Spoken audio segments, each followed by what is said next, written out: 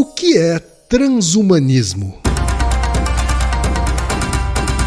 Naruhodo. Bem-vindo ao Naruhodo, podcast para quem tem fome de aprender. Eu sou Ken Fujioka. Eu sou Altair de Souza. E hoje é dia de quê? Ciência e senso comum. Altair, vamos para os recados da paróquia. Quais são? Número 1, vai no iTunes Store, dê 5 estrelas e faça o seu comentário. Isso aí. Número 2, indique um episódio do Naruhodo para alguém que nunca ouviu o Naruhodo ou mesmo nunca tenha ouvido um podcast. Vamos aumentar o tamanho de nossa podosfera. E número 3, Altair. O número 3 é sobre ajudar a manter o Naruhodo no ar, Altair. Isso aí. E para contribuir, basta usar o aplicativo PicPay e assinar o apoio mensal de R$15. São 2 Coca Zero, querido ouvinte. Uma para o Altair e uma para mim. E como assinante, além da nossa gratidão, você terá 3 coisas. 1, você terá acesso ao grupo secreto no Telegram, ou seja, assinante pode conversar com a gente e com a comunidade de ouvintes assinantes. 2, você terá vantagens especiais.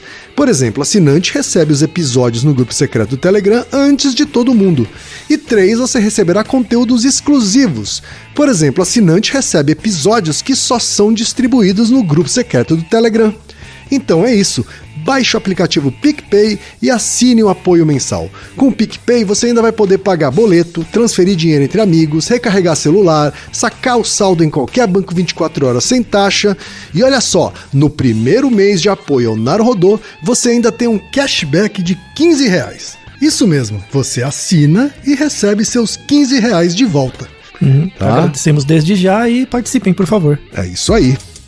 Antes da pauta, mais um recado. O Naruhodo abre espaço para os podcasts das Minas, porque representatividade é importante também na podosfera. E o destaque de hoje vai para o podcast Sinuca de Bicos. Ouça o recado que a Ana Clara deixou para você, ouvinte do Naruhodo. E conheça o podcast Sinuca de Bicos. Sinuca de Bicos. Oi! Eu sou a Ana Clara, mãe da Elise, e falo de São Paulo. Eu sou uma das 7 mulheres integrantes do podcast Sinuca de Bicos, que faz parte da família Paizinho Vírgula de podcasts. Nossos episódios são quinzenais e a gente fala sobre vários assuntos que envolvem maternidade sob a perspectiva e experiência de cada uma. Você encontra a gente no sinucadebicos.com ou nas redes sociais, todas /Sinuca de Bicos. Eu te convido a conhecer o nosso trabalho e ajudar a gente a fortalecer a mulherada que tá aí nessa mídia também. É só procurar a hashtag Mulheres Podcasters. Valeu, meninos do Naruhodo, pelo espaço que vocês estão abrindo pra gente. Sinuca de Bicos, o podcast que mete o bico na maternidade real. Desafios, diversidade, empatia e humor, tudo numa tacada só.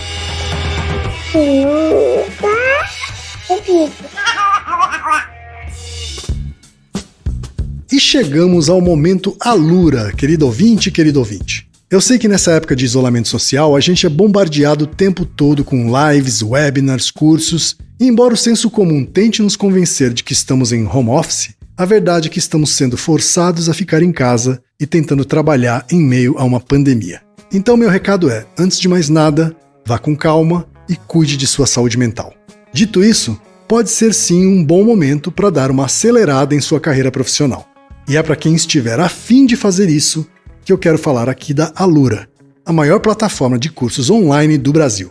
Tem mobile, programação, front-end, infraestrutura de tecnologia, design, user experience, marketing digital, data science, inovação, gestão, tem para todos os gostos. E a Alura não é só uma plataforma.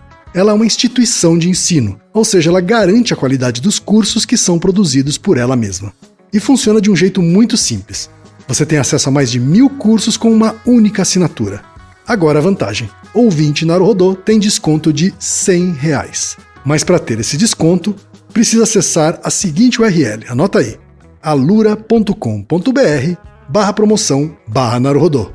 Repetindo, alura.com.br/promoção/Naruhodo. A família B9 de podcasts está com novidades. A produção de um novo podcast sobre investimento junto com o Santander, chamado Próxima Ação. O Próxima Ação é apresentado pelo Teco Medina, que traz toda quarta-feira de manhã uma análise financeira das notícias do Brasil e do mundo, junto com um especialista Santander, com o objetivo de ajudar os investidores a entenderem o que podem fazer e o que afeta os seus investimentos. Lembrando então, rola toda quarta-feira às 5 da manhã. Bora escutar? Busque por Próxima Ação no Spotify ou em youtube.com/Santander Brasil. Altair, temos uma pergunta de ouvinte, Altair. Uma pergunta direta e reta e vamos falar sobre futurologia hoje, quem diria? É verdade, essa pergunta aqui foi feita, Altair, em 2017. Faz um tempo já, né? Que é para provar para as pessoas não perderem a esperança quando a sua pergunta demora. Isso, de fato, porque a gente tem que esperar sair mais evidências. É verdade, a pergunta é direta e reta. Veio de Agnes Pauli e diz o seguinte: sobre transhumanismo, quais serão os próximos e os mais comuns e úteis aprimoramentos, entre aspas, ao corpo humano? Altair, o que a ciência tem a dizer sobre aprimoramentos ao corpo humano, Altair? Então, em 2017 tinha muitas coisas, mas eram muito especulativas, né? Certo. Aí depois de 2017 o tempo foi passando e já temos um pouquinho mais de evidência para falar sobre transhumanismo e essas propostas de aprimoramentos. Mas na verdade o mais interessante desse tema é a discussão ético-filosófica, né? Certo. Sobre esse tema. Você já tinha ouvido falar desse nome, transhumanismo? Já tinha, sim. Já tinha ouvido falar. Eu acho que a primeira vez que eu ouvi falar foi num evento chamado South by Southwest, que é um evento sobre inovação que acontece em Austin, no Texas, e que, obviamente, este ano não aconteceu presencialmente. É um evento que para a cidade de Austin. Então, assim, a cidade vive em função desse evento nessa época, né? Os moradores, para você ter uma ideia, eles chegam a sair de casa para alugar Airbnb as casas deles, né? Porque há de fato uma demanda por estadias, né? Os hotéis eles são caros e lotam rapidamente, então os moradores eles saem de casa, vão para casa de parentes em cidades vizinhas, né? E colocam suas casas para alugar. Mas enfim, é um evento bastante disputado e foi a primeira vez que eu ouvi esse termo. Quando você ouviu esse tema, você lembra mais ou menos do background das pessoas que falam sobre isso? Então... Tem publicitário, assim? Não. Não. Eu lembro de uma pessoa da neurociência falar sobre isso. E tinha alguns jornalistas também que cobriam essa área de biológicas, enfim, e que também traziam esse tema de um jeito um pouco mais mastigado, né, para o público leigo.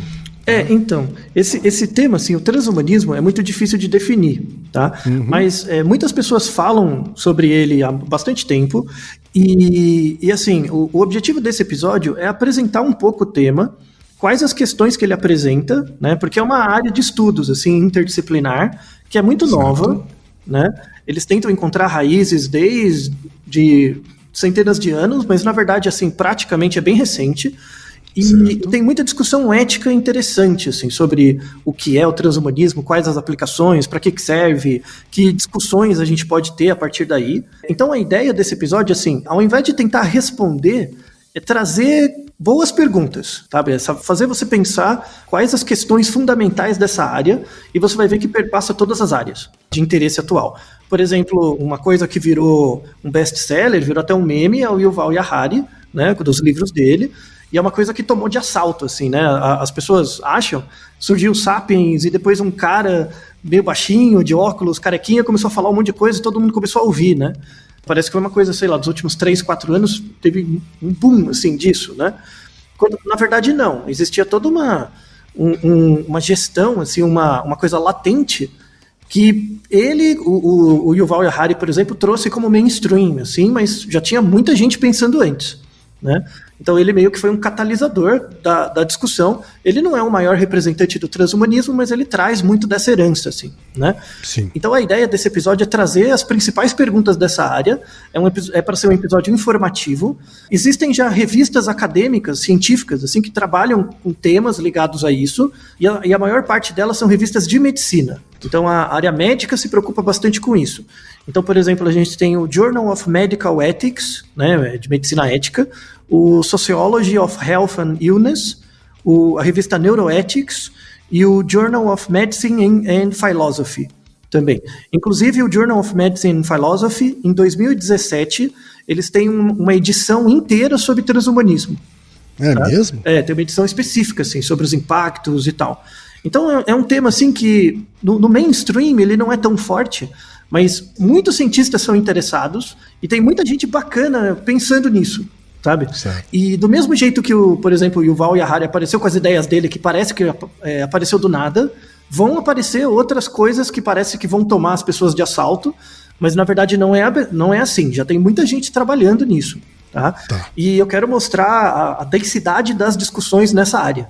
Muito melhor do que eu, por ser cientista, eu sou rodeado de bons cientistas, eu me sinto muito sortudo por isso, e um desses cientistas que eu admiro muito, que já participou de um Naruhodo, para conseguir algo basta acreditar ou querer muito, Naruhodo 170, né? A gente falou sobre pensamento estocástico e utilizamos a ajuda do professor Armando Milioni, e ele hoje em dia, já há alguns anos, é uma das autoridades nessa área, né? Ele é muito interessado na pesquisa de transhumanismo, né? E vindo da engenharia e tal, e aí eu pedi um áudio para ele com uma definição inicial do que é transhumanismo, e vamos utilizar com a ajuda do professor Milioni, vamos debater e apresentar essa área do transhumanismo para você.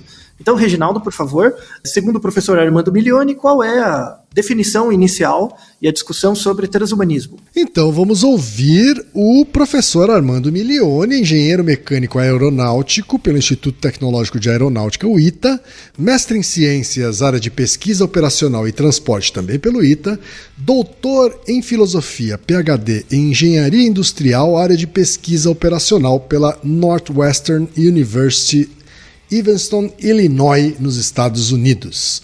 Fala, professor Armando. Olá, Altair. Olá, Ken. Obrigado pelo convite. Eu gosto muito desse tema transhumanismo e para mim é um prazer falar sobre ele. Bom, eu queria começar com a origem do termo. A rigor, há referências a esse termo transhumano na Divina Comédia, de Dante Alighieri, que é do século XIV, do início do século XIV. Mas, em termos modernos, esse termo é atribuído a um biólogo britânico chamado Julian Huxley, que era irmão do famoso escritor Aldous Huxley, de Admirável Mundo Novo. Em 1957, o Julian escreveu um pequeno ensaio ao qual ele deu o nome de transhumanismo. E num determinado momento ele escreve assim, na minha tradução em português: a espécie humana pode, se quiser, transcender a si mesma, não apenas esporadicamente, um indivíduo aqui de uma forma, um indivíduo ali de outra, mas em sua totalidade, como humanidade. Precisamos de um nome para essa nova crença.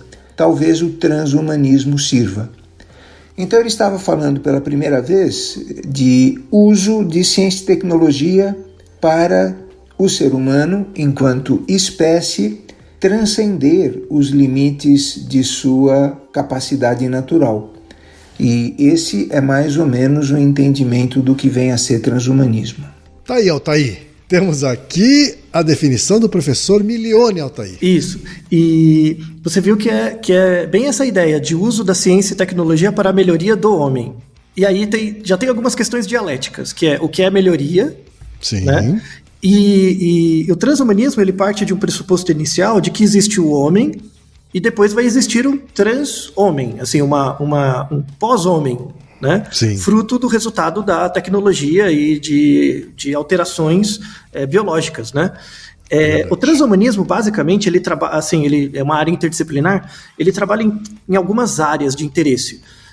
Modificações no corpo, modificações biológicas, sejam alterações genéticas, seja inclusão de devices, de coisas cibernéticas, de chips, esse tipo de coisa, tá? Pesquisa sobre a longevidade, muita gente interessada no elixir da vida, como é que você alonga a vida das pessoas e tal.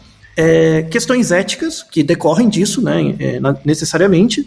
E tem uma última parte que é um pouquinho menos discutida, mas vamos deixar literatura a respeito também, que são questões societais, que seria qual o futuro, dado que eu vou modificar, por exemplo, você geneticamente, ou te dar remédios para você ter uma melhor performance, qual vai ser o impacto disso na maneira como as pessoas se enxergam e como elas enxergam a sociedade, né?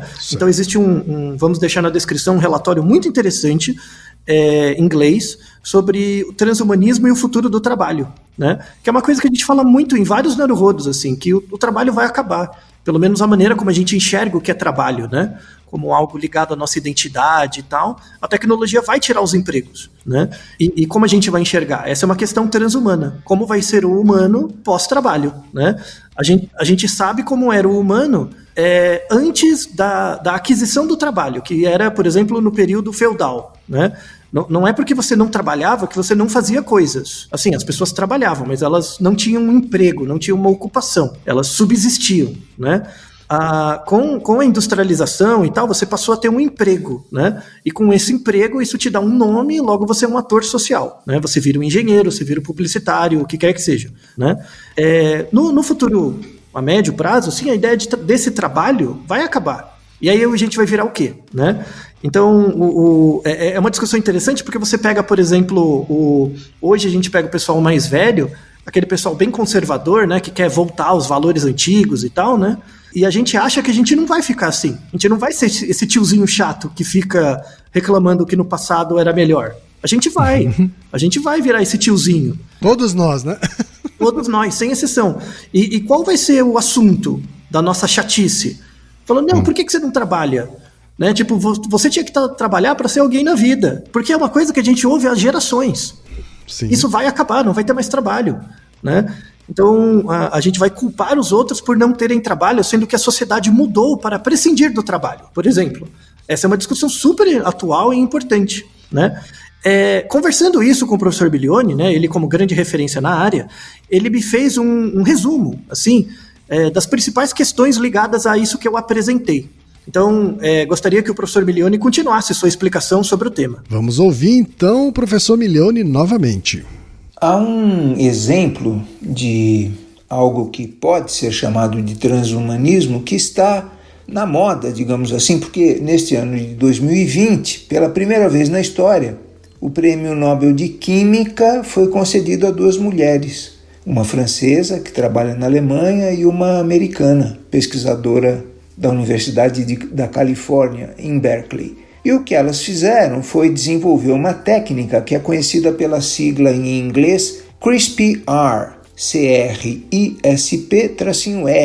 que diz respeito à intervenção genética em seres vivos, de alguma forma ficar mais claro, a modificação de seres vivos através da atuação direta em seu genoma. Vejam, em 2017, as Academias Americanas de Medicina e de Ciências, 2 das instituições científicas de maior prestígio no mundo todo, elas produziram um relatório conjunto defendendo, e também foi pela primeira vez, o uso dessa técnica para a cura de fetos diagnosticados com doenças para as quais, até aqui, não há cura.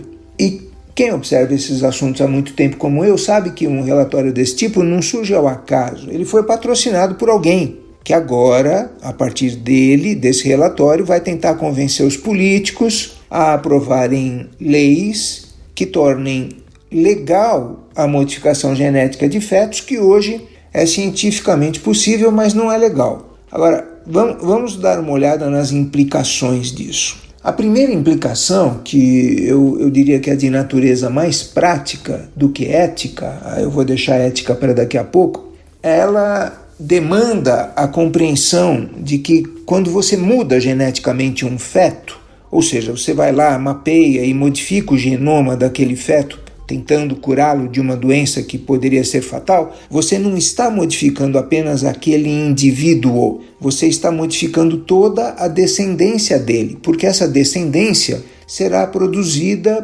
pelo novo genoma modificado. Todos os descendentes daquele indivíduo terão um genoma modificado. Isso significa, na prática, que você está reduzindo a variação da espécie. E os biólogos evolucionários sabem que redução de variação não é uma boa política para uma espécie se ela não deseja ser extinta. Pelo contrário, a literatura científica tem muitos exemplos de espécies que só sobreviveram a ataques, a doenças ou a catástrofes justamente porque variações dela se mostraram imunes, por exemplo, à doença. Se você reduz variação, você reduz essa chance. Uma segunda implicação, talvez mais óbvia, e aí sim de natureza estritamente ética, diz respeito ao fato de que se você pode intervir no genoma de um feto para curá-lo de uma doença potencialmente fatal, então é claro que você também pode fazer uma intervenção com outros propósitos. Por exemplo, você pode querer que o indivíduo que virá daquele feto seja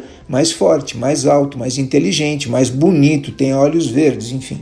Acho que é suficiente para as pessoas perceberem as questões éticas decorrentes desse potencial. Por exemplo, quem vai poder fazer isso? Todo mundo? Só quem puder pagar? Quais as políticas públicas que nortearão, que normatizarão essas questões? A gente deve pensar sobre elas, sim, porque do ponto de vista científico e tecnológico, essas possibilidades estão na esquina. E haverá pressão, quando não competição da pior espécie, entre nações, exércitos, enfim. Acho que quem conhece a história aprende a não se surpreender com nada, né?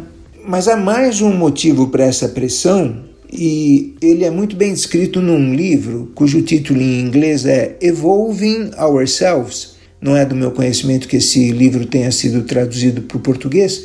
Ele é de autoria de um pesquisador chamado Juan Henriques, que começa o livro perguntando se é eticamente defensável modificar geneticamente um ser humano e termina o livro concluindo que aético seria impedi-lo de fazê-lo, de modificar-se geneticamente, o ser humano, né?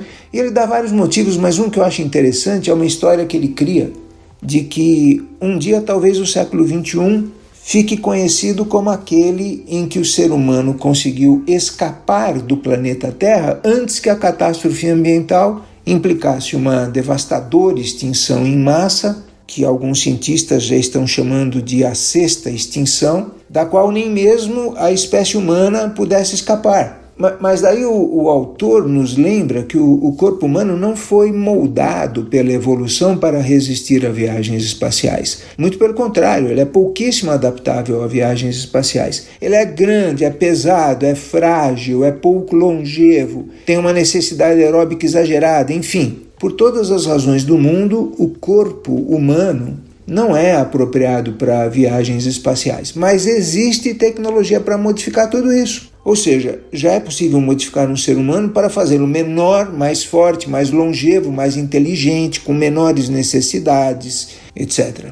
Mas quais são as consequências? A mais notável delas é a de que esse novo ser, depois de todas essas alterações, do ponto de vista taxonômico, de classificação de espécies, talvez já não seja mais um ser humano.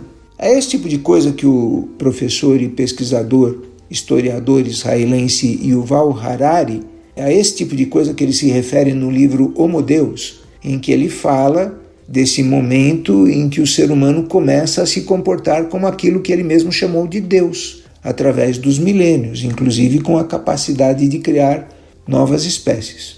Não é difícil de imaginar o oceano de questões éticas que surgirão, né? Por exemplo, nessa metáfora do Juan Henriques, quando você estiver realizando experimentos para produzir as mutações que você deseja para tornar o corpo humano mais apropriado a viagens espaciais, você vai ter experimentos intermediários, digamos assim, entre aspas, que não deram muito certo. E o que você faz com o resultado desses experimentos? São seres, né? Talvez não humanos, talvez intermediários entre humanos e aquilo que você deseja fazer. Então são algumas das questões que são discutidas eticamente debaixo desse guarda-chuva que hoje vem sendo chamado de transhumanismo. Ok, você não ficou com medo dessas questões não que o professor Milione apresentou? Sim, quando eu assisti a palestra no South by Southwest, também apareceram essas questões, né? E além dessas intervenções genéticas, vamos dizer assim, falou-se também de algumas coisas até mais menos sofisticadas, vamos dizer assim, né? Como, por exemplo, uso de drogas. Isso, muito bem. Uso de drogas para tornar uma pessoa mais inteligente, ou mais perspicaz, ou mais rápida, né? Ou mais forte, né? Outro exemplo que foi dado também é o uso de mecanismos robóticos. Né? Então, aqueles exoesqueletos, né? Que fazem com que um ser humano consiga levantar um carro. Sei lá, ou mesmo próteses, né? Próteses, enfim, que são coisas que já estão disponíveis, Isso, né? Ou mesmo vacina. Coisas que já estão ele deu exemplo também de uso de esteroides por atletas. Né? É também o doping como um todo, né? É uma espécie de turbinada, vamos dizer assim, no ser humano, e que faz com que ele fique uma coisa além do humano, né? Isso, exatamente. E o interessante disso é que assim, as pessoas acham o transhumanismo algo muito distante, mas não, ele é presente já, ele já acontece, né? A questão é a escala, né? Mas quando você tem vacinas e você imuniza a população de uma doença, você está selecionando. No fundo, verdade, você está, como o professor Milioni comentou, né? Que quando você faz uma modificação genética, por CRISPR, essa modificação genética passa para todos os descendentes daquela pessoa modificada.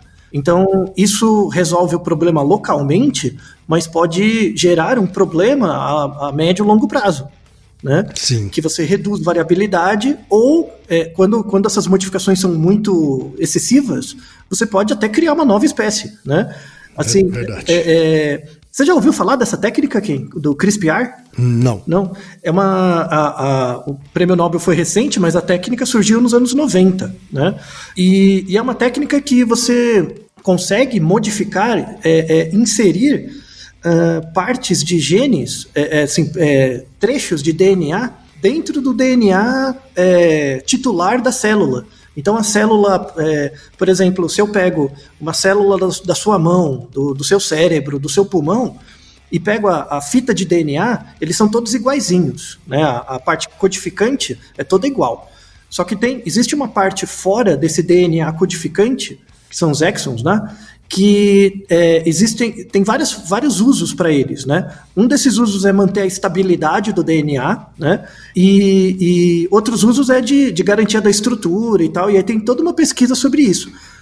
Nos anos 90, descobriu-se que tem uma técnica em que você coloca com base num plasmídio, né? Você coloca um plasmídio para inserir uma nova fita de DNA no seu DNA. Então, o que é um plasmídio, Otoi? É um tipo de bactéria, para ficar bem geral. É um tipo então ela entra na célula e ela coloca um DNAzinho ali dentro do seu DNA titular. E aí todas as suas células passam a reproduzir esse mesmo DNA modificado. Né? Entendi. Como a minha explicação ficou muito tosca, né, e eu sei disso, porque eu também estudei um pouco disso, e eu sei que eu não consegui explicar direito, eu tenho uma amiga, que é a professora Kyusun Lee, da Unifesp, que é professora de biologia molecular e utiliza essas técnicas. Eu pedi para ela mandar um áudio rapidinho explicando a definição do CRISPR. Então, por favor, Kei, apresente a professora Kyu. Então, vamos ouvir a professora Kyusun Lee, tem graduação em Química, opção Biotecnológica pela Universidade de São Paulo, a USP, doutorado em Bioquímica pela USP e pós-doutorado em National Institute of Allergy and Infectious Disease pela National Institute of Health, NIH, né? Atualmente é professora associada do Departamento de Bioquímica da Universidade Federal de São Paulo, tem experiência na área de Bioquímica e Biologia Molecular, com ênfase nos seguintes temas: estresse oxidativo, neurodegeneração e neuroproteção, metabolismo, homeostase de proteínas no sistema nervoso central e deficiência de ferro. Então fala, professora Kyusun Lee. O sistema CRISPR-Cas9 é uma ferramenta de biologia molecular usada para editar o genoma. O sistema foi inicialmente descoberto como sendo a parte do sistema imune da bactéria, capaz de clivar o DNA exógeno. O sistema é composto principalmente por Cas9, que é uma enzima que quebra a molécula de DNA. Além disso, tem uma molécula de RNA que guia a enzima Cas9 para a região do DNA-alvo a ser clivado. A clivagem do DNA é reparada por mecanismo de recombinação não homóloga, que é um mecanismo de reparo propenso a introduzir erros na informação genética. Dessa forma, dependendo como você desenha a molécula de RNA guia, você consegue inativar um gene de interesse. Altair, o que é o clivar que a professora menciona aqui nessa fala dela? Então, agora eu consigo dar uma metáfora, tá? Agora que tem a explicação bonitinha, eu consigo dar uma metáfora. Imagina uma fila com mais ou menos 100 máquinas de xerox, tá? Imagina uma máquina de xerox. Se você nunca usou uma máquina de xerox, você levanta, coloca um papel ali, abaixa e aperta um botão. E aí ele faz uma cópia, certo? Então imagina 100 máquinas de xerox emparelhadas, uma do lado da outra. Em cada máquina de xerox tem uma pessoa que fica apertando o botão e fazendo cópias do mesmo papel, tudo bem? Então tem sempre um papel dentro da máquina e essa pessoa só fica apertando o botão para fazer uma cópia, né? Certo. Aí, é como se fosse o DNA, né? Ele é reproduzido, quando a célula se reproduz, você cria uma nova cópia do DNA. É isso, tá? O que acontece quando você usa o CRISPR? É como se viesse uma terceira pessoa, né? Na verdade, vem duas pessoas, que é o Cas9 e o amigo dele, né? Vem duas pessoas, que é o RNA e o Cas9, uma de mão dada com a outra. Imagina lá, uma fila de pessoas apertando o botão do xerox em fila ao mesmo tempo. Aí entram duas pessoas, uma dando a mão para a outra, escolhe uma daquelas pessoas que estão operando uma das máquinas de xerox, chega ali, aí o Cas9 vai, levanta a máquina, levanta a tampa do xerox, tira o papel e coloca outro, e fecha. A pessoa que aperta o botão continua apertando do mesmo jeito, só que o papel é diferente.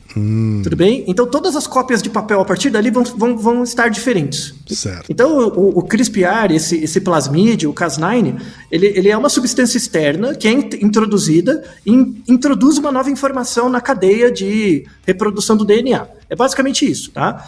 E isso é definitivo. Não muda mais. Tipo, a pessoa que está operando a máquina de xerox, ela não sabe trocar o papel para o anterior. E aí fica assim mesmo, né? E aí, voltando na fala do professor Milioni, essa redução de variação, né, pode gerar, resolve problemas locais. Então, se você tem uma doença genética, você pode curar a doença, né? Você pode fazer manipulação de embriões, né? Para melhorar, em caso de algumas doenças genéticas mais específicas que você conhece, mas você também pode fazer incrementos, né? Quando o feto é normal, você pode melhorar habilidades nele, deixar ele mais forte, mais rápido e tudo mais. É como se fosse um doping, só que no feto, né? Certo. Qual é o impacto disso a médio e longo prazo? A gente não sabe, né? Você vai criar um mutante, você vai criar classes de pessoas, e aí vamos deixar artigos na discussão no post muito interessante sobre isso, principalmente na questão social, né? Porque a galera que é muito interessada no transhumanismo, em geral, é povo das exatas, né? E das biológicas. Sim. E tem pouca interface com as humanas, né? E isso é um problema. Eu vou deixar na descrição também um vídeo do Isaac Asimov, nos anos 70, acho que final dos anos 70 e 80, antes do Yuval Harari, o cara dessa área era o Isaac Asimov. Tá? Você pega os vídeos dele nos anos 70 e 80, ele fazia umas previsões do que ia acontecer, assim, que são geniais, né? Só que ele fazia previsões tecnológicas do que ia acontecer do ponto de vista da tecnologia. Mas ele não conseguia prever qual é o papel dessas mudanças tecnológicas na sociedade, né? Então, ele conseguia prever, por exemplo, que a gente ia se comunicar, basicamente ele previu o WhatsApp e o Facebook, né? Só que ele não conseguiu prever que o WhatsApp e o Facebook ia eleger presidente, ia mudar a política, por exemplo. E aí isso mostra a cisão entre exatas humanas e biológicas que a gente tem, né? Sim. Atualmente, essa cisão já é bem menor, tá? Mas a discussão do transhumanismo da parte de humanas ainda é incipiente. Não porque eles não estão fazendo, mas porque falta integração, né? E aí vamos deixar alguns artigos na descrição, tem dois artigos de 2020. Um deles é um livro inteiro sobre transhumanismo e viagens espaciais, né? E são 30 capítulos, vários desses capítulos eles falam sobre tipos de manipulação genética que você deve fazer em astronautas para eles aguentarem mais tempo e sobreviverem mais tempo no espaço. Né? É muito... Doping de astronauta. Só que isso tem uma consequência. Tem um capítulo desse livro que fala assim, não, se eu tenho que fazer isso com um astronauta para ele conseguir viver 120 anos, para conseguir chegar mais longe no espaço, por que eu não faria isso com qualquer pessoa, né? E se eu fizer isso com qualquer pessoa, não vai ser qualquer pessoa, vai ser as pessoas ricas, né? Sim, e aí, claro, a desigualdade social vai também virar desigualdade biológica. E aí não tem mais como reduzir as desigualdades. Você simplesmente vai matar, você vai criar uma nova eugenia, né? Uma eugenia em que a pessoa já nasce morta, excluída, né? De uma série de possibilidades. Existe um pesquisador, vamos deixar ele na referência, um texto dele, que é o Michael Selgelit, que ele cunha um termo que chama neogenia. Em vez da eugenia, né, porque a eugenia começou na Inglaterra, em que a Inglaterra basicamente é um país muito eugênico, historicamente, porque ele promovia, imperialista, né?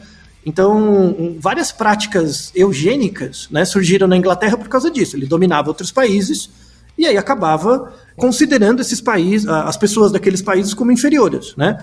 Então, você tinha no final do século XIX na Inglaterra os que eles chamavam, por exemplo, de circos humanos, né? Em que você trazia, por exemplo, negros, pessoas muito diferentes, aborígenes, pessoas que eram muito diferentes do padrão europeu, inglês, e colocava num cercadinho para as pessoas olharem. Tem vídeo disso, tem foto. Vamos deixar na descrição algumas, né? Coisas que são bizarras hoje em dia, mas era muito comum. Baseado nisso, o Michael Selgelit cunha esse termo neogenia. Não quer dizer mais que a gente não faz eugenia, que essa lógica eugênica não exista ainda, socialmente. Sim, né? Sim. A gente sistematicamente não mata as pessoas, mas a gente coloca as pessoas para morrer, né?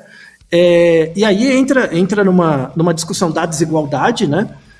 Que hoje ainda é social, mas existe um perigo de que ela vire uma desigualdade biológica, né? E é como se você criasse outras espécies, né? Humanas mesmo. E esse CRISPR, ele é uma técnica que possibilita isso.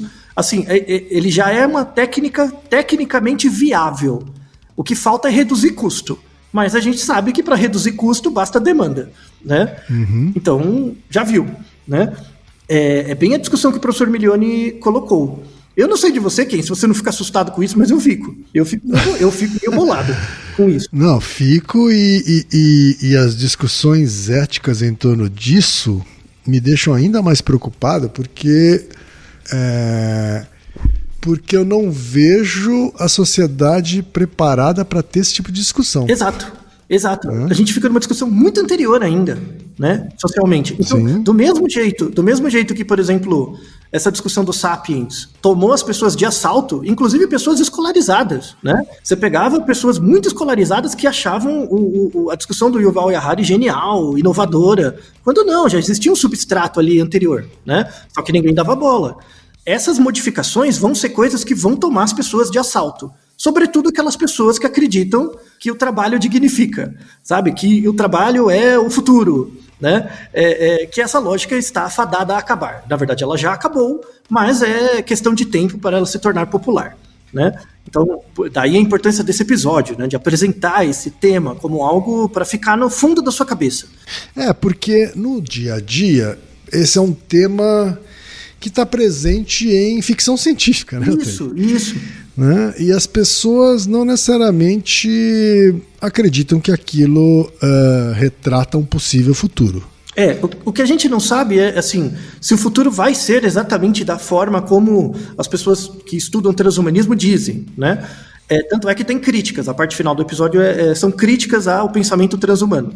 Mas que essas mudanças já estão acontecendo, elas já estão. O fato de a gente ter, apesar dos pesares, desenvolvido uma vacina em 1 ano, isso é algo inimaginável, né? É algo inimaginável na humanidade. Em 1 ano, você desenvolveu uma vacina.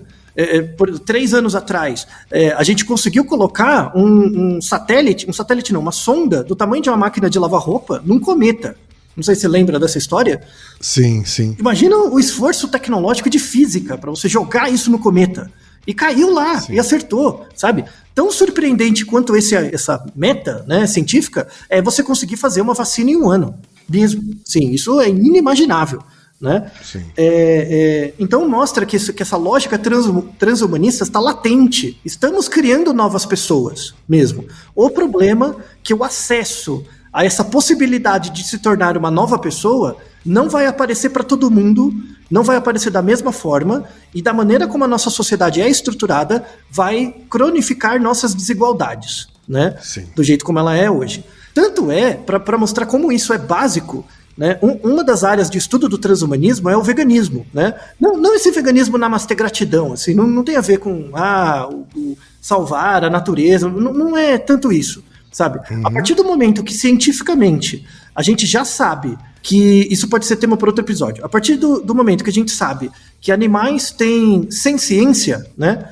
E alguns animais sentem uma dor parecida com a nossa, alguns animais têm metaconsciência, ou pelo menos uma consciência funcional, razoável, para perceber a noção de dolo, né? Eu estou morrendo por causa de um outro que não sou eu, né? A gente já tem uma classe de animais que consumimos que são assim, né? Então, por exemplo, um animal que tem isso é o porco. O porco tem a capacidade, ele consegue perceber o dolo, né?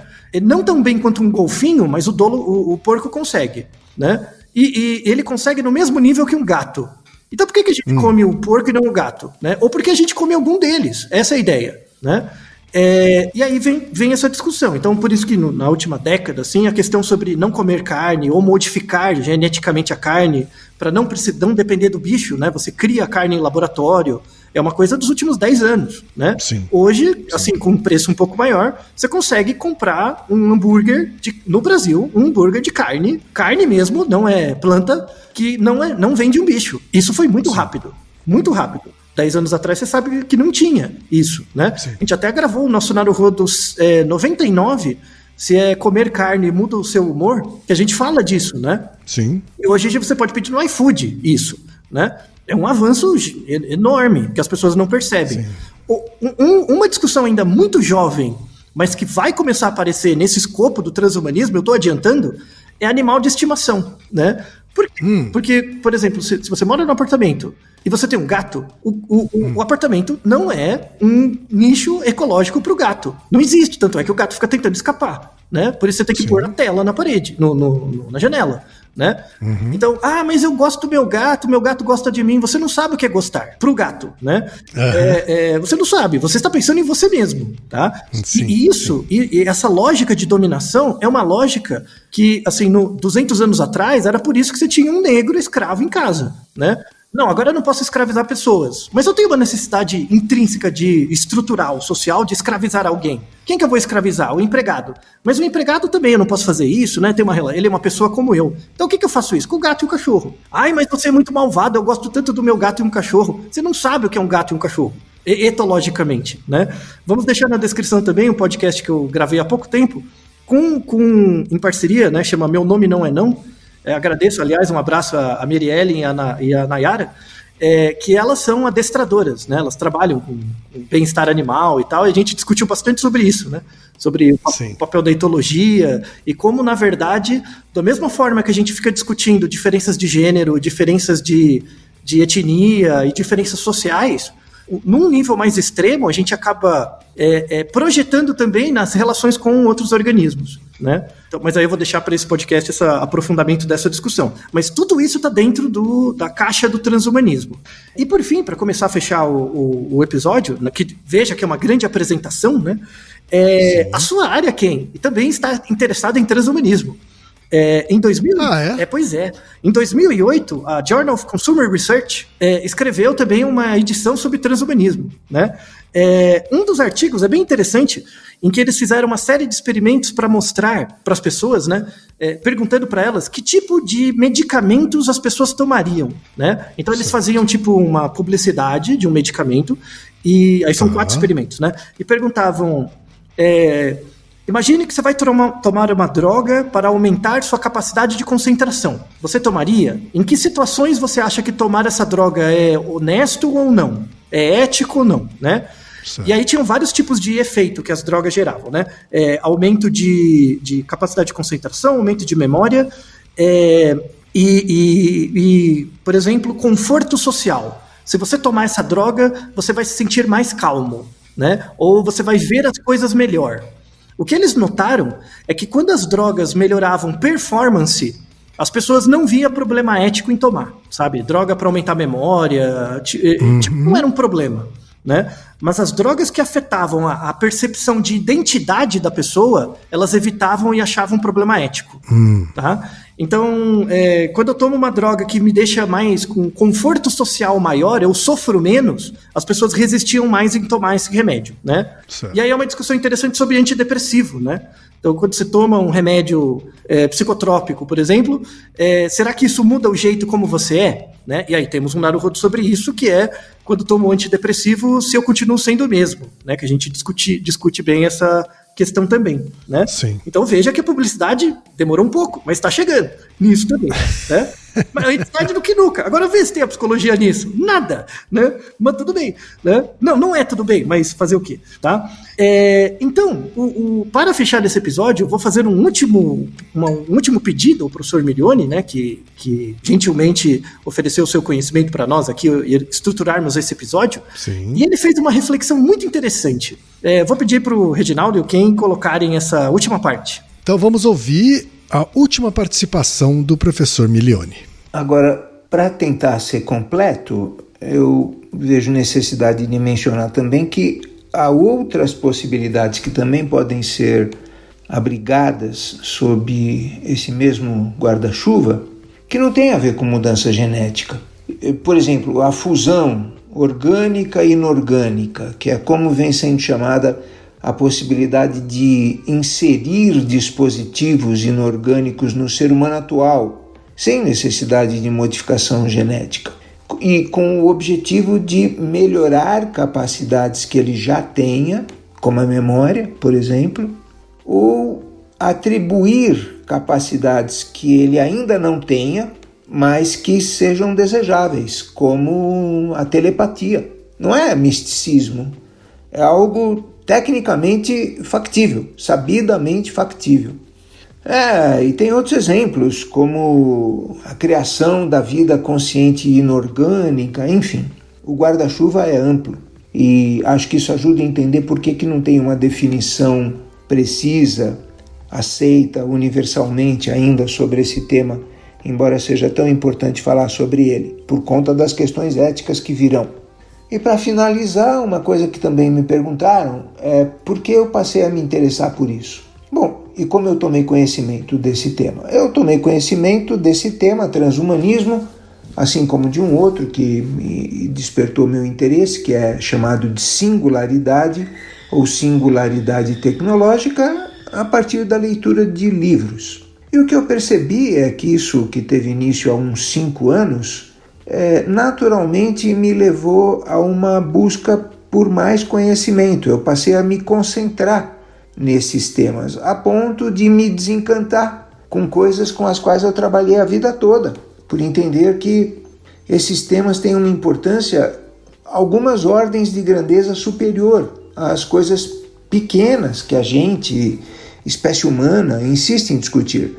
Veja, por exemplo, a energia que a Europa gastou nos últimos anos com a discussão do Brexit, ou, sei lá, a questão judaico-palestina. Elas parecem importantes hoje, e podem implicar até consequências graves para a humanidade. Mas diante da transformação do ser humano, da criação de outras espécies, que não são assuntos para daqui a 1000 anos, pelo contrário, são assuntos do século XXI, certamente do século XXI, e que estarão muito presentes nas vidas dos nossos filhos e netos. Essas coisas que parecem importantes ficam até ridículas, né? Ou, olhando por outro ponto de vista, técnicas que eu estudei a vida inteira, eu que estudei modelos matemáticos de otimização, de tratamento de incerteza, por exemplo, elas vão caducar inteiramente, completamente. E a ponto de me parecer que continuar estudando essas técnicas é um certo tipo de desatino, pelo menos na minha idade atual é como eu vejo. A figura que me ocorreu uma vez foi a seguinte: pense numa cidade que está sendo lentamente inundada por uma represa por conta de uma usina hidrelétrica em construção. A cidade foi evacuada, está desaparecendo, Qual é o sentido de alguém fazer um estudo, sei lá, do plano de mobilidade urbana dessa cidade para os próximos 20 anos? Qual é o sentido disso? Não vai haver cidade, vai haver represa, vai haver usina. É a represa, é a usina as coisas a serem discutidas. Então eu passei a me interessar por esses dois temas. Para mim, singularidade e transhumanismo, que são as coisas que me interessam, que eu penso e que eu estudo, são a represa, são a usina. O resto é cidade às vésperas da submersão. Altair, uma visão meio apocalíptica do professor Milioni. À primeira vista parece, mas na verdade é uma visão de muita esperança. Eu gostei da metáfora do professor Milioni da cidade, da represa, mas eu vou descrever de outra forma. Imagina que você na praia e você olha muito longe uma onda. Quando você está olhando de longe, parece que é uma onda comum, né? Quando a onda está em cima da sua cabeça, você vê que é um tsunami e aí você não consegue escapar, né? A importância desse episódio é que a gente está mostrando de longe que a onda está lá atrás, mas ela está vindo e vai vir rápido. Toda essa discussão atual que a gente tem, que não é uma discussão de direita e esquerda, não é. É uma discussão entre, na verdade, aqueles que querem sobreviver e aqueles que querem o direito de matar. É nesses termos. Tá? Não tem a ver com direita e esquerda. Existem governos de direita ou de esquerda que estão em cada um desses lados. Tá? Enquanto a gente não discutir a questão da desigualdade, enquanto a gente não pensar novas regras societais, a gente vai entrar num caos social que vai comprometer todo mundo. O transhumanismo traz essa mensagem, né? E eu quero fechar com uma metáfora, uma mensagem que os biólogos gostam muito, porque eles sempre falam que evolução não é progresso, né? Desculpa quem acredita em design inteligente, na verdade isso é uma pseudociência, é o terraplanismo da biologia, né? Pensar em design inteligente. Na real, evolução não é progresso. A seleção natural não tem uma regra em si, ela não visa algo melhor, né? Isso os biólogos falam o tempo todo. A questão é você pensar o contrário. O povo da área social sabe que progresso não é evolução. Não é porque você tem carro, que você tem naves espaciais, que você tem melhoria da qualidade da sobrevida das pessoas, né? Ou seja, você tem progresso no sentido positivista do termo, né? Não é porque você tem progresso que necessariamente isso é evolução. No fundo, a gente continua sendo meio macaco com o objetivo de formar grupo, se reproduzir e dominar os outros, né? Então, a gente só faz isso de forma mais elaborada, né?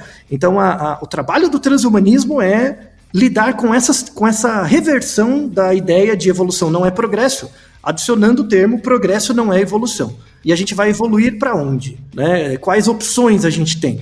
E essa é a mensagem que deixamos no final desse episódio. Eu não sei, mas temos algumas possibilidades.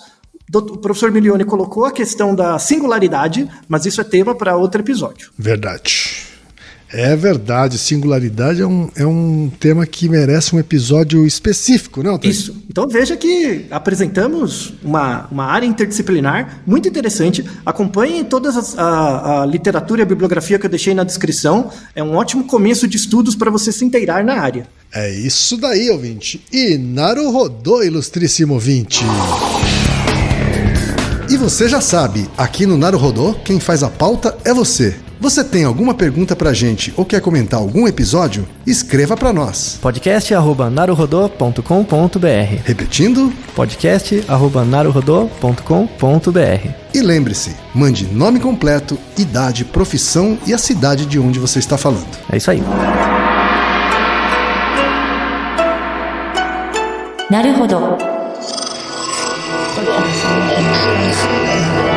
Esse podcast é apresentado por b9.com.br.